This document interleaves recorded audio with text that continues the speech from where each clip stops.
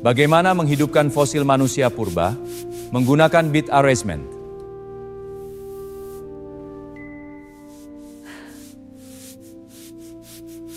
Museum Arkeologi Sangiran.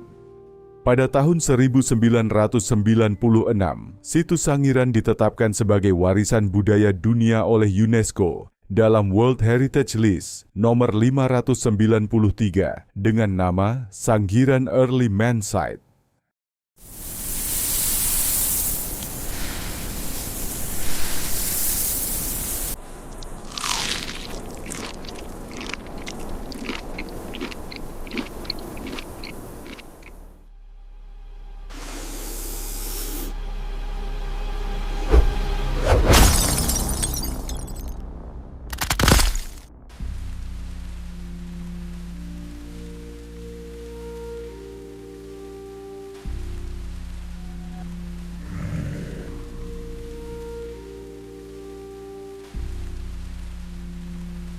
Fosil ini mati dan bersemayam jutaan tahun.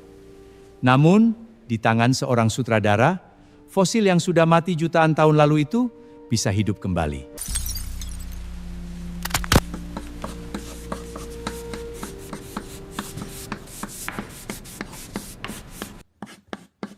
Bagaimana menghidupkan fosil manusia purba? Menggunakan bit arrangement. Jadi, bit menjadi daya hidup bagi fosil. Tepat sekali, BIP merupakan unit terkecil tindakan yang mengandung objektif atau sasaran. Di dalam satu bit terdapat ide, emosi, motivasi. Hal tersebut dapat terlihat pada pola ucapan, gesture, blocking karakter filmis.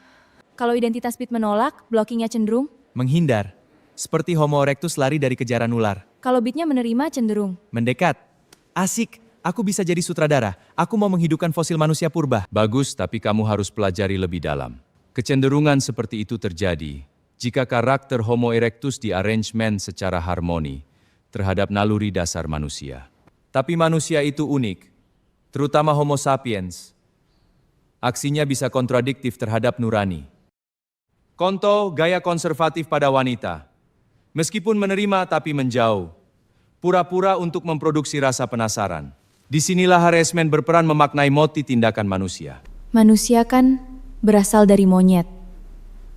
Bagaimana monyet melaksanakan bit?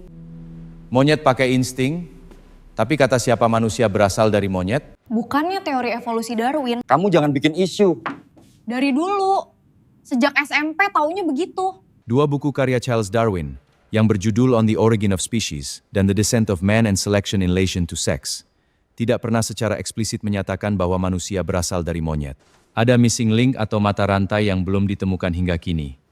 Bahkan kata Darwin, missing link itu tidak akan pernah ditemukan, karena hubungan manusia dan monyet bukan vertikal seperti kakek dan cucu. Bagi seorang sutradara, bit arrangement digunakan untuk mempengaruhi penonton. Alat pengutaraan bit adalah aktor, media film, dan bioskop. Sebagai aktor, saya bertugas menghidupi peran. Sebagai sutradara, saya menghidupkan peran. Kita akan memasuki masa purba.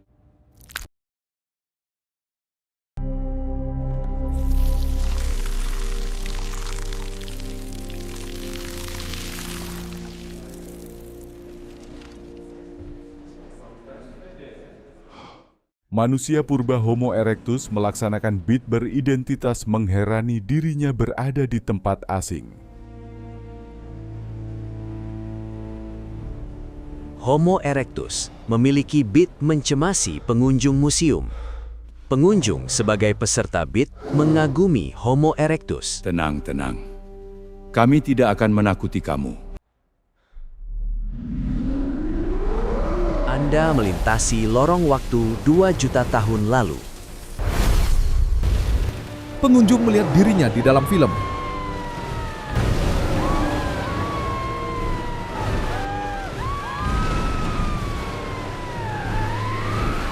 Ikan dan burung juga menghidupi bit melalui instingnya. Bit milik burung adalah melahapi ikan.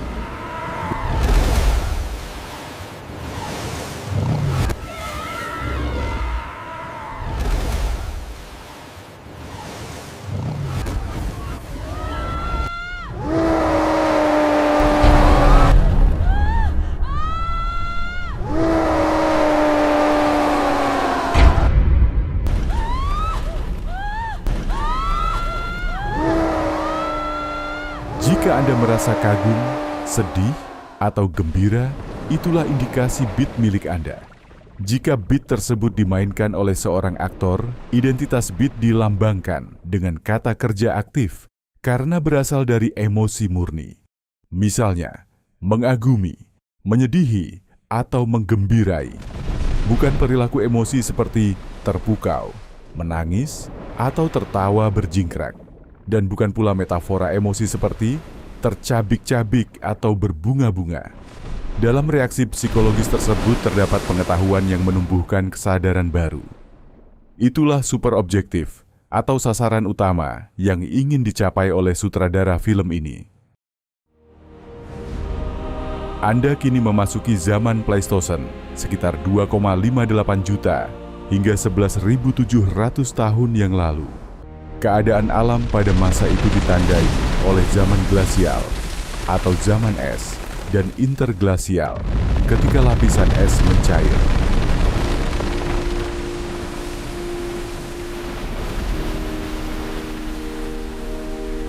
Fenomena glasial menyebabkan permukaan air laut turun, disertai terangkatnya beberapa daratan akibat pergeseran lempeng bumi. Muncullah dangkalan Sunda ketika Jawa, Sumatera, dan Kalimantan menyatu dengan Asia. Inilah jembatan darat purba yang memungkinkan migrasi manusia dan fauna.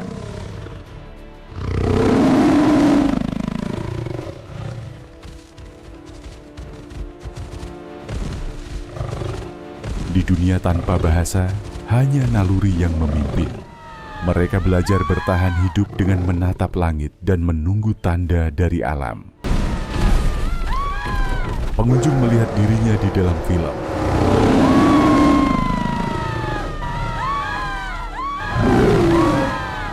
Inilah momen pertama kesadaran manusia. Api tidak hanya memberi hangat, api menyalakan ingatan.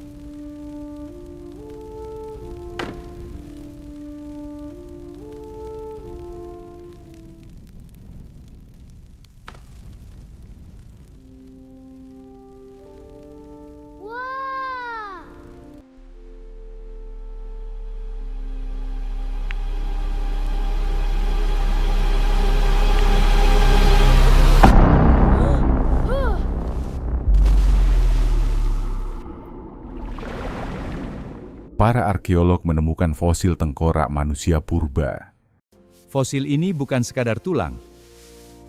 Ia adalah kita saat pertama kali belajar menjadi manusia.